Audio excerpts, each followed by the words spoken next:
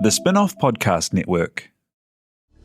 This is Kiwi is back for a brand new season with more inspiring kōrero from special guests including rugby player, father and role model TJ Perenara. My family bring me joy. Rugby brings me joy too, but it's not the same joy as my family brings me. And global dancer and choreographer Kirsten Dodgen. For some reason, people think I'm very intimidating. Listen to the new season of This is Kiwi, brought to you by the Spin-off Podcast Network in collaboration with KiwiBank. Available now wherever you get your podcasts. Kia ora, this is Toby Manhire, here to urge you to tune in to Gone by Lunchtime, a podcast with me, Annabelle Lee Mather and Ben Thomas, tackling the world of New Zealand politics, from policy to polling, from scandal to psychodrama. Listen to Gone by Lunchtime, brought to you by the Spin-off Podcast Network, wherever good pods are sold. NAIR is public interest journalism funded through New Zealand On Air. Nau mai, haere mai whakatau mai rā, he kōna e purangi tēnei, e pāna ki te ao Māori, me te ao huri huri. I'm Leonie Hayden. This is a podcast about being Māori in the modern world. In the lead up to Waitangi Day, we're talking about the other side of the treaty partnership. You know, the non-Māori one. Welcome to NAIR.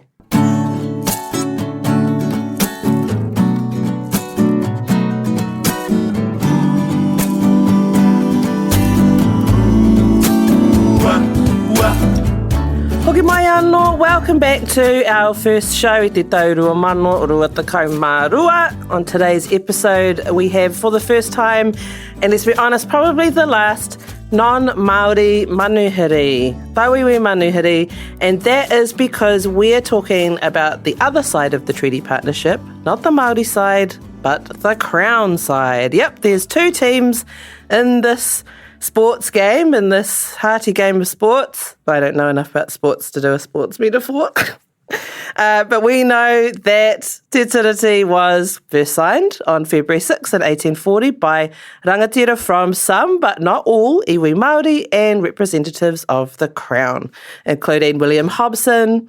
Big Willie H was the Queen's consul. He co-wrote Te Tiriti.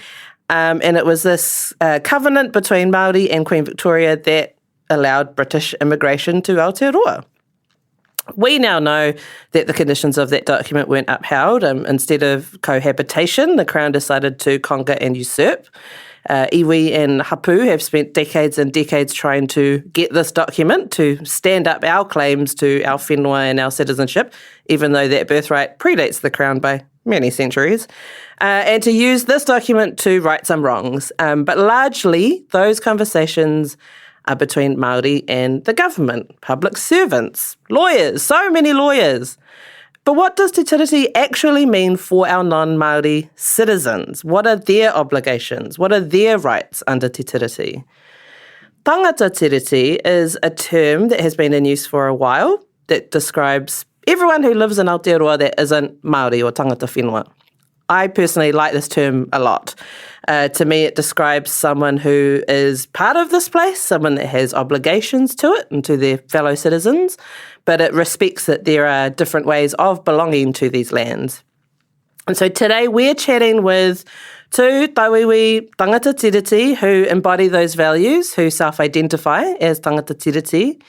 And I'll add here that both of our guests were very reluctant to be guests because they're both wary of taking up space on a Māori platform. They know that it's not their place to lead a conversation in our spaces.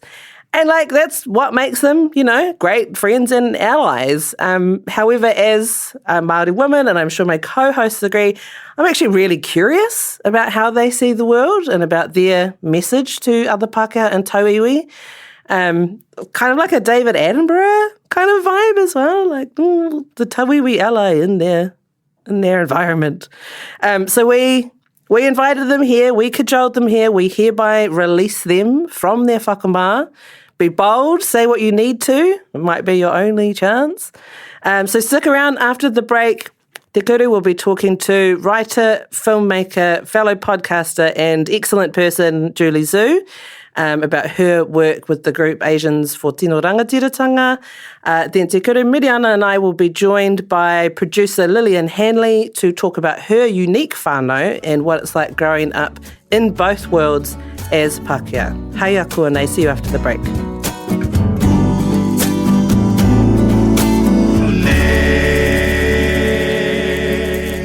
Tēnā koutou katoa ko te kuru o te Marama News tēnei. I'm joined by Julie Zhu, Tangata Tiriti, producer, creative, filmmaker. Tēnā koe hoa nau mai ki te hōtaka.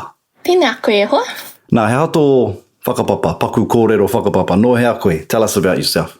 I whānau mai au I Haina, I te taone nui o Sian, I hunuku mai ki Aotearoa, ki tāmaki makaurau, I te wā e whā toku pakeke. Nei tipu mai I reira, you grew up in Tāmaki? Yeah, I grew up in Tāmaki. Now, jumping straight into it, you are someone who is pro-kaupapa Māori. Kia hei pērai, what was it about your upbringing or the experiences that you had that have led you to where you are today?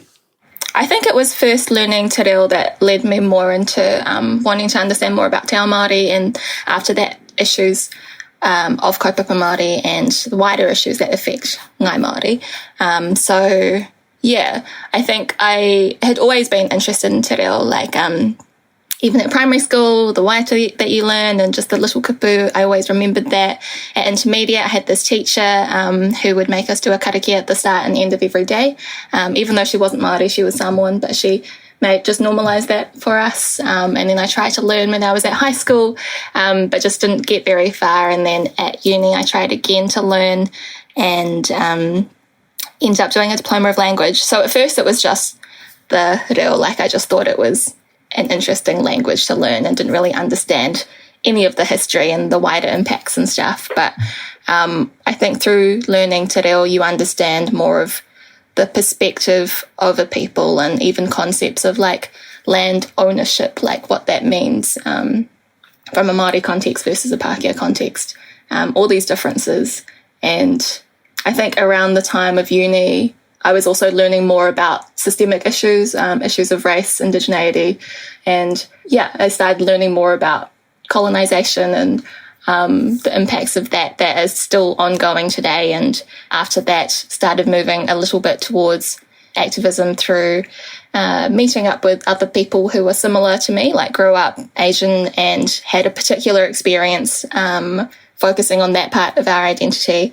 And then starting to understand why that was because of how systemic issues work here in Aotearoa. So meeting other people led to the start of that, the formation of our rōpū, Asians Supporting Tino Rangatiratanga. And from there, it's just an ongoing journey. Like, I don't think I'm finished in my learning at all. Tēnā koe ra whakamarama. Tell us a little bit about that rōpū, Asians for Tino Rangatiratanga. What's the kaupapa behind it? I think the kaupapa is all in the name, so we're just a bunch of people. There's no formal organisational, there's no funding or anything behind it. It's just a collective of people who feel that we have an obligation as tauiwi or as Tangata Tiriti to understand the history of this whenua because we live here, because we benefit from living here, and because we are still complicit in the ongoing struggles that Māori face here. So it's not just saying we are pro-kaupapa Māori, but we are really interested in wider issues of how can sovereignty be returned to Māori, how can land be returned to Māori, how can the damages that colonisation had be remediated. Kei te marama. Yeah, it's interesting. Do you think, what are your thoughts on racism? Obviously, you're not blind to it with having an Asian background here in Aotearoa. From your perspective, I want to hear. Yeah, I think there's lots of different types of racism. So there's the more overt racism, like name-calling and the stuff that's easy to recognise. And then there's the more covert racism. There's institutional racism or systemic racism, like we see in the justice system or education, health, the inequities that Māori in particular face. And then I think there's also internalised racism that we face when we grow up not wanting to be our own identities because of how we've seen that perpetuated in the media or stereotyped. So, I think, I grew up with a lot of internalised racism, which I feel like I talk about all the time. And I think Aotearoa is getting better at recognising the overt stuff, the overt racism, and these campaigns, like the Human Rights Commission campaigns, Give Nothing to Racism, it's all tackling the overt stuff because it's easy to spot. But I think it's much harder for people here to recognise the institutional and systemic stuff. But I do think that there has been a change in the last few years and people are more and more open to learning about that. Yeah. Guess it's hard especially for Pākehā, when that's what this country's built on, systemic racism. But yeah, you're right. I think there has been from my own tirohanga, I've seen a big shift. Hopefully we keep progressing down that pathway. But what are your thoughts on this concept or this term, Tangata Tiriti?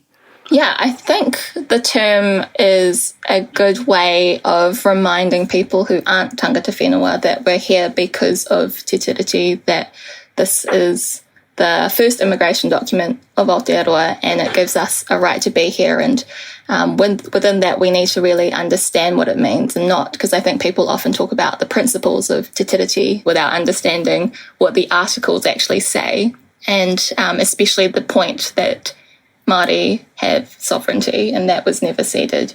But yeah, I think that's really hard to comprehend for a lot of people, and what it means for us living in a country where the government does not represent that.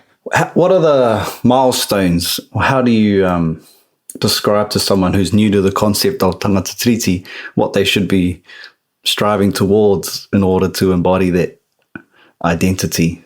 Because that's always an ongoing conversation, and I feel like the goalposts will be shifting as people become more aware, and you can't get there on your first go, sort of thing. So how do we explain, or how do you describe it to someone? What should they be striving to be?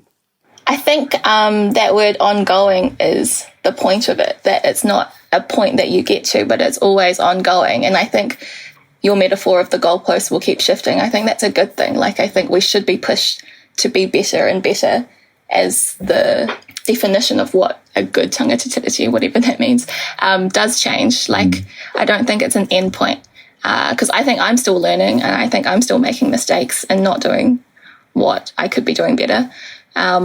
So I think to be a good tangata tiriti means being open to criticism, being open to being challenged, to be humble and just to absorb that and think about why people might react in a certain way, and try to keep learning on your own and never get defensive about it.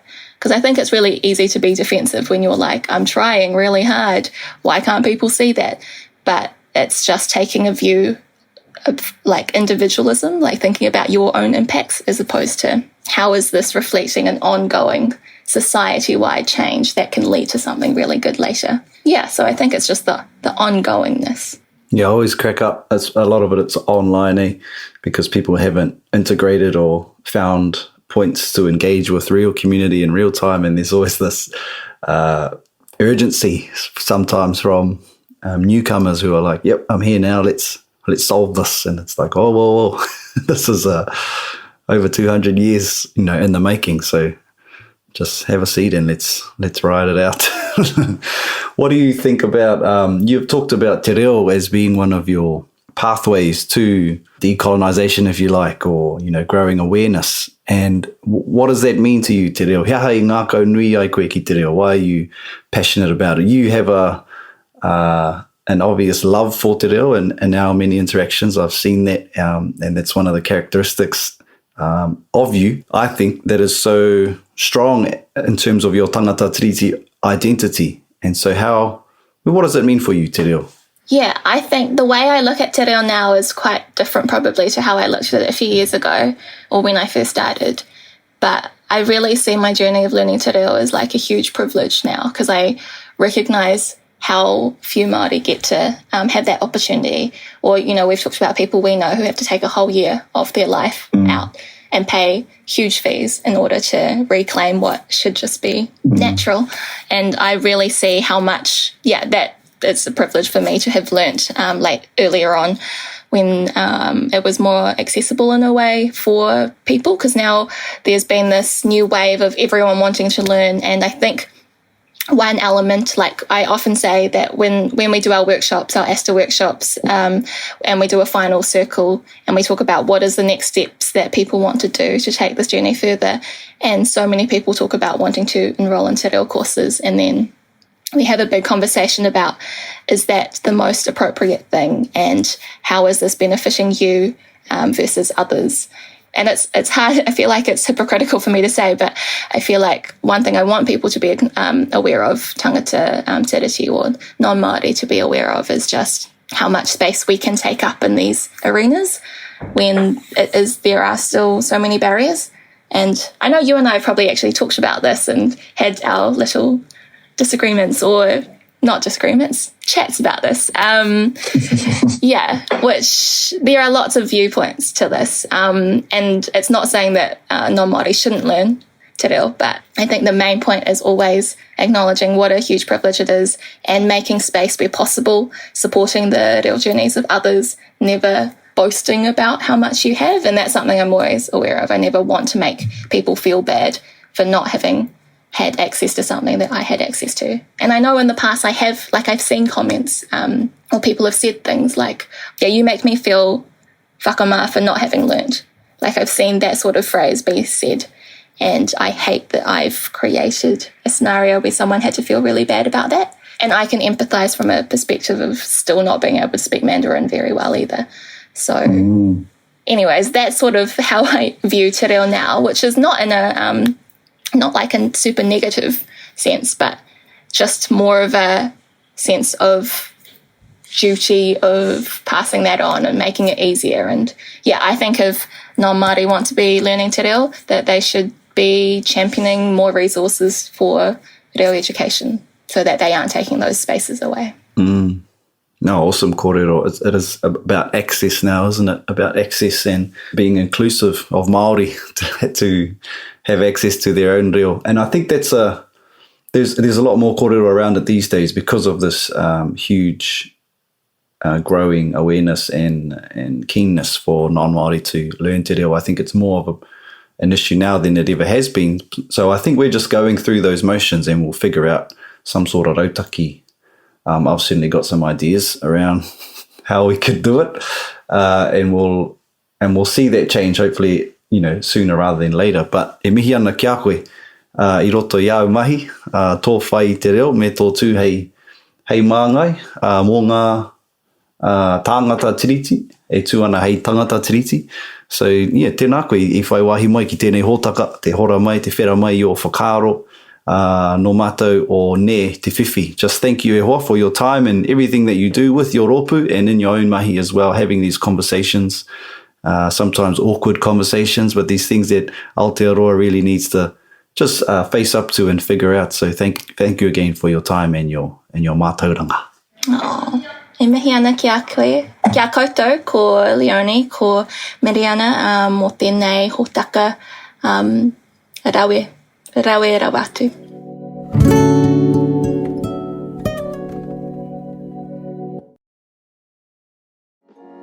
Kia ora, I'm Alex Casey, Senior Writer at The Spin-Off. We wouldn't exist without the ongoing support of our generous members. If you're able to, you can make a donation at thespinoff.co.nz/donate. Are you curious about how business can be better?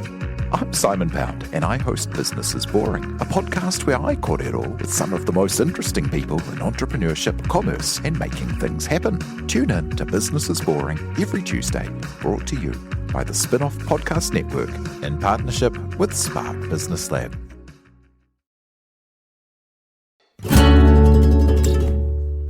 Hoki mai anō, I'm back with the co-hosts with the momosts. Te Kuru and Meriana. Tēnā kōrua. Welcome back for 2022, you two. Kia ora. Is it too late in Jan to say ngā mihi o te tauhou? Nah, go on. Nah. Ngā mihi o te hararei. Tēnā tātou. Tēnā tātou te kua whai mahi anō mo tētai atu tau. He's nice and relaxed after a bit of a break. So good. So relaxed. Had 3 weeks of lounging around in the sun. Back at home in Te Tauihu. Whoa. Eating lots of kaimoana. That's unreal. What, sun in Te Tauihu? 3 weeks. Ka pai koe, 2 months. Oh, I know. Aye. Yeah, it was the longest holiday I've ever had. So good. Me koe hoa? I'm just grateful to be back at mahi, to have mahi this year with everything going on, all the feeling for all the artists and musos at this time, but just grateful to be here and excited for a good kōrero today. Oh, true. Oh my gosh, all the festivals that have been cancelled. We are delighted to introduce to the chat this week Lillian Hanly. Kia ora e hoa. Tēnā koe, tēnā koutou katoa. No mai hoa. Lil's a political producer for TVNZ. She's worked in media a while, student radio, the hui. But we asked Lil to be on the show today because of her unique whānau and her position within that whānau. Lillian is Pākehā, but her first language is te reo Māori. We're going to let Lil introduce herself in her own words. Ko wai koe e hoa? No, tēnā koe Leonie. Tēnā tātou katoa anō nei ngā mihi o te tauhou Pākehā me ke o ngā mihi o tēnei wā o hene raumati kia koutou katoa. Yes, indeed. My name is Lillian and I am Pākehā and my first language was te reo Māori. That is usually the way I actually introduce myself, as a way, I suppose, of drawing a bit of a line in the sand, but also, I guess, showing that there's a bit of a foot in both worlds in a way. My whānau, is an interesting one, and you don't really come across that sort of makeup all the time. Definitely more so these days, I would say, but I haven't met many people my age in the same situation. So I had two mums and a dad. My two mums were together and my dad was a donor, I suppose, if you want to use that word, although he was my dad from day dot and he's still my dad today in terms of having a relationship. But my sort of nuclear family, and I'm putting that in quotation marks for those who can't see, is my two mums and my 5 other siblings, I suppose. And I have a Pākehā mum and a Māori mum, and I was given birth to. I was the birth child of my Pākehā mum, whereas my Māori mum was the birth mother of my older brothers. So they are Māori, I am Pākehā. And this is a really, really long-winded introduction, I have to say.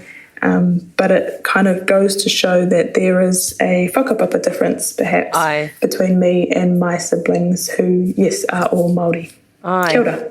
I've had, mutual acquaintances of ours that you've worked with describe your whānau as like the perfect New Zealand family. Really? Because, it's really common for, and I know that Meriana feels me on this, we are Māori and we walk in both worlds. You know, we've been very much lived in Te Ao Pākehā whilst having whakapapa Māori, but you don't often see it go the other way. There aren't that many Pākehā that live in Te Ao Māori. No. What are your thoughts on the term Tangata Tiriti to start with? Oh, okay, we're diving in there. Yeah. This is a whakaaro I've been mulling over the past year, and I think that the term Pākehā or the identity Pākehā was actually really, really important at a point. And I think my mum of that generation, that was really necessary to actually identify that and also, raise a level of obligation or a responsibility attached to the term Pākehā. But I think more so now, and perhaps this is where, my generation and others kind of come into pushing that obligation further. I think that it's really important now to recognise that, we Pākehā are part of actually a wider grouping of people, and that's where I think the term Tangata Tiriti is really important. And I'm quite invested in the term actually, and I think it's perhaps in its beginning stages of it, and it's something that actually we're yet to fully define, or we're yet to fully be able to show or embody what it could actually mean for Aotearoa. I think it's like the next step. So I kind of want to, I'm talking to it in terms of my relationship to how I kind of came to that term, and I see it as a bit of you could talk about a whakapapa perhaps in that history of terminology, but also action, right? Because actually what these names and what these identities mean, at least for me, is an action. You kind of can't just go around passively saying "Yeah, I'm Pākehā" or "Yeah, I'm Tangata Tiriti." It's got to be active. Te Aihe pointed out earlier that his interpretation of Tangata Tiriti, which I really appreciated, was placing Pākehā alongside, as you say, other cultures that have come to this country and putting them in partnership with Māori so that it's no longer like a supremacy, I suppose, you know. It's a perfect partnership 100% of everyone and us. Tika. Aye. Yeah, love that. Because this is what I've sort of been seeing, that there's this building idea that Pākehā are special because we're the first ones that signed, or whatever it might be, whatever reason, but it totally links into whiteness and all of these other things that are going on at the same time, which continues to put us up on a higher pedestal, when actually, no, that's not how it should be. I think we always need to remember or remind ourselves and remind Pākehā, and especially as we move into this conversation further in the future, and there is more awareness around Pākehā being part of the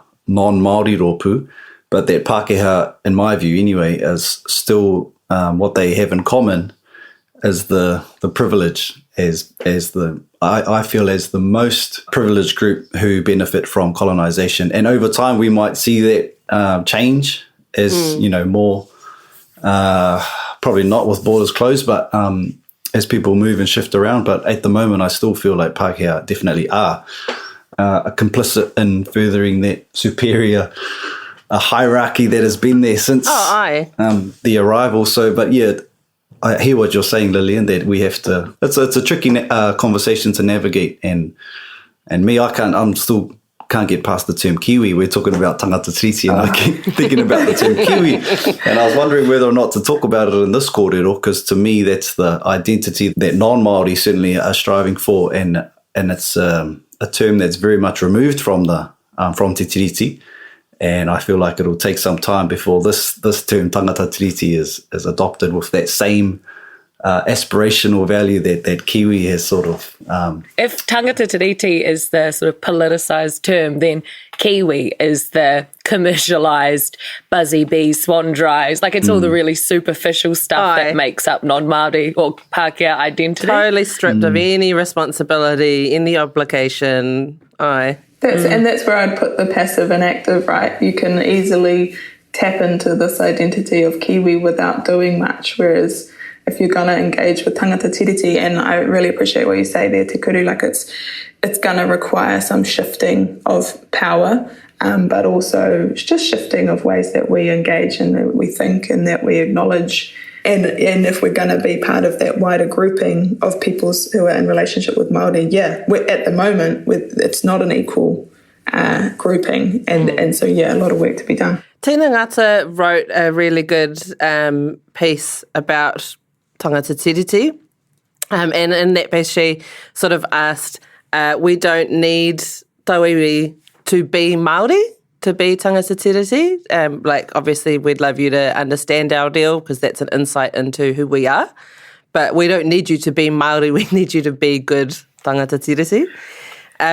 But I'm really curious about what that's like to navigate, Lil, as a kid, because you're a smart woman and you can articulate these things now. But as a kid, and speaking te reo and walking in te ao Māori, that would have been like a lot harder for you to articulate. Like, how did you express to others who were sort of curious about who you were? I do think that for a long period of time, it was normal.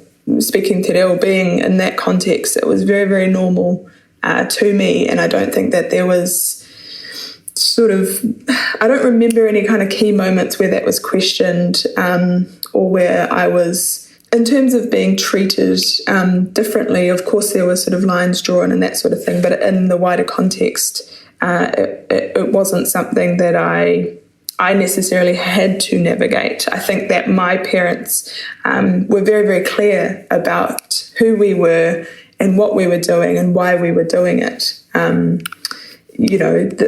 They were of a generation, my Māori mum didn't know te reo Māori growing up. She learnt that at school and then carried that on through, and then made the decision, obviously, to teach her children te reo Māori.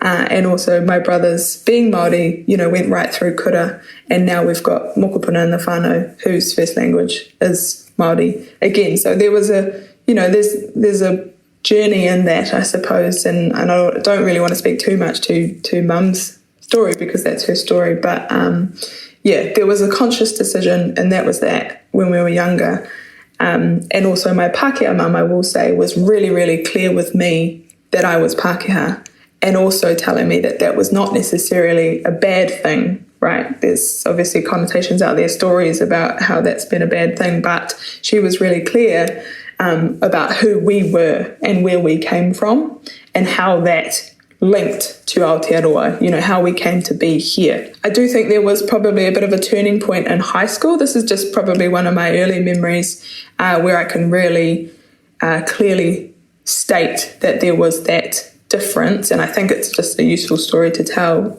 in this context. Going through kohanga reo and then primary and intermediate full immersion.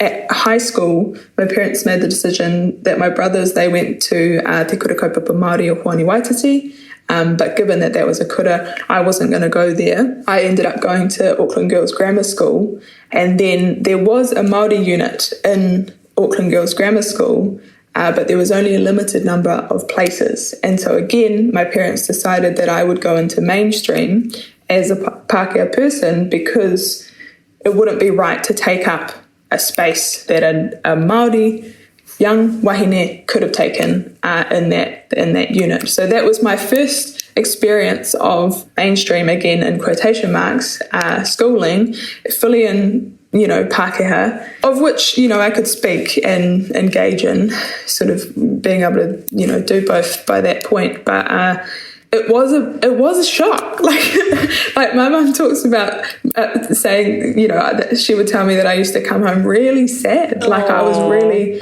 quite shocked by it. I'd say things like, Mum, they don't take their shoes off in class, and we don't even do karakia kai before going out for lunch or whatever. And I have to call everyone Miss. Like, what is Miss? So it was these little things, but they were really, really different to what I was used to. And actually, those couple of years at the beginning of high school, it was really quite a bit of a reckoning for me. I remember I basically attached myself to the Pacifica girls at school because I was like, wow, okay, here's people that I know and I can engage with and, have similar whakaaro. And then I kind of like beat myself up and I was like, oh, Lillian, you're Pākehā, you've got to go find out what the Pākehā people are doing here. And so I engaged with some of the Pākehā girls at school. Find out about your people. And I was like, this is also weird. This is not really, where I'm fitting. And so it wasn't actually till fifth form that I really found some solid mates who I'm still mates with now, who are both Pākehā and Māori. And at this point, actually, to add to the confusion, because I took Te Reo Māori as a language, as a way of, staying in touch and engaging with that, the Māori teacher was like, you should be in the Māori unit, your whānau, your reo, all of that stuff. You should be in the Māori unit. Come into the Māori unit. And I had to be like, no, matua, this is a line that should be drawn, and I am going to stick to it. Possibly not as strong as I am now. Like I will acknowledge it didn't probably make that much sense to me then, but I was working through that understanding that actually there are places that I didn't need to occupy, basically. That's really what it comes down to, is that I didn't need to be in that space. It was created for a purpose of which I did not need. I had plenty of other spaces that I could occupy and be comfortable in and keep learning and so on. And I guess that transfers, I guess I've carried that on to now, where I still will not accept or go for a role within like a Māori news organisation or, a specific Māori reporter role, for example. We released you to come on this podcast, obviously. It's too curious not to let you just unleash. I was wondering and I read that piece by Tina Ngata as well, and it's really, really good. And I loved that comment about don't try and be Māori, because I'm sure we all have horror stories of Pākehā who to be allies are trying to be Māori, but, it's a kōrero for another day. But one of the things I'm really keen to get your whakaaro on, Lillian, is because I think one of the big ways these days that a lot of Pākehā see as, being a good ally is learning te reo. And obviously that's a really tricky thing because there are very limited places and there's lots of anecdotal kōrero coming out about Pākehā taking up places in language schools. So do you think that, is that one of those instances where you think Tangata Tiriti should actually step back and maybe just go by Scotty and Stacey's puka puka instead? Thank you, nailed it. This is also something, like, things change, right? Times change, contexts change, the way that people see things or engage and accept things even change, right? Like, if we were considering, I talked about how my mum and that sort of identifying as Pākehā back then was really, really important. And now I'm seeing a really, like, an importance now to engage with Tangata Tiriti as a concept, as an identity, all those things where she might not be as familiar with. For example, I think the reo thing is so key because, even just 5 years ago at Student Radio, I was a big advocate for all journos to be engaging in some way with, learning te reo or having some understanding, basic pronunciation, all of these things. I was a big advocate, and I still am.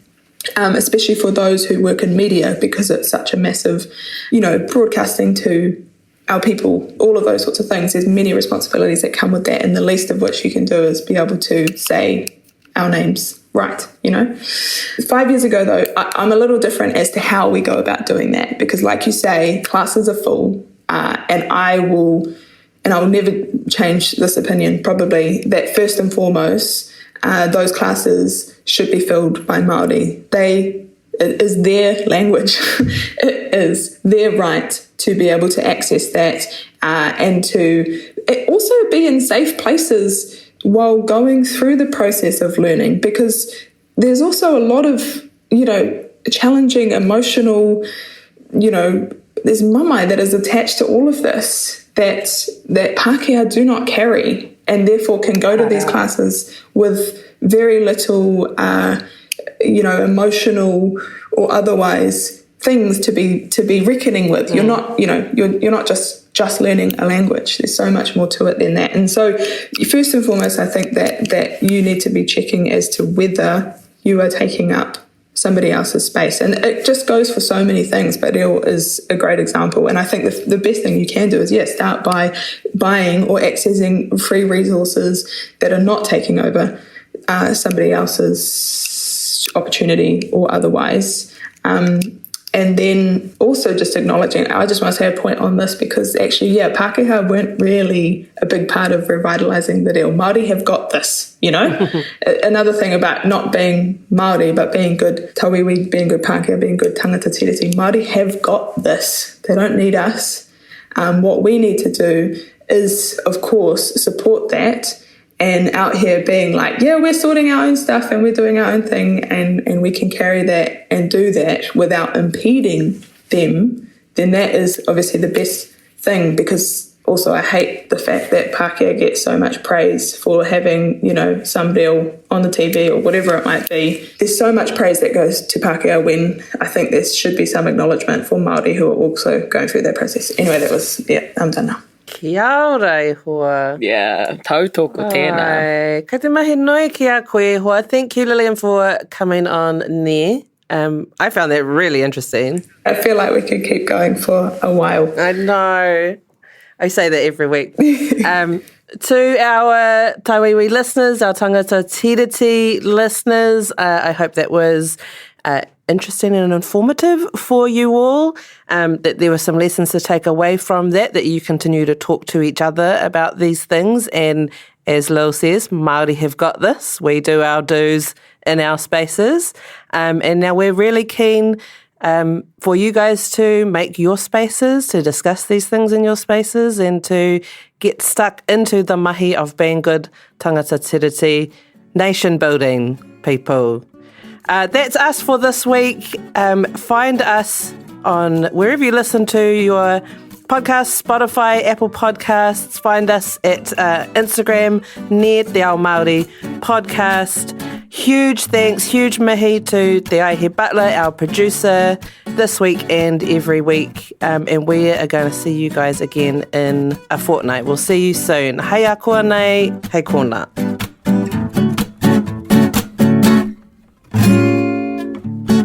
NAIR is public interest journalism funded through New Zealand On Air and brought to you by the Spin-Off Podcast Network.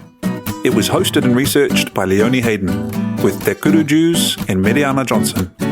Ne was produced by Te Aihe Butler, with senior production from Jane Yee and project management from Mark Kelleher.